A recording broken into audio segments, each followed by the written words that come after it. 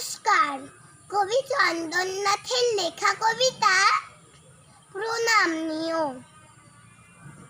তোমরা পড়াও, তোমরা শেখাও, তোমরা বোঝাও কেমন করে। শিক্ষা এবং শৃঙ্খলাতে আমরা নেব জীবন গড়ে। মনের মাঝে যত্ন করে তোমরা ছড়াও জ্ঞানের আলো।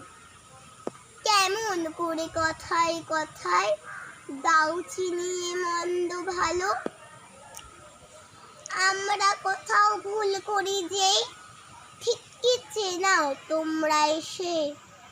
ভয় যদি পাই সেই ভয়টাকেও দাও সরিয়ে এক নিমেষে।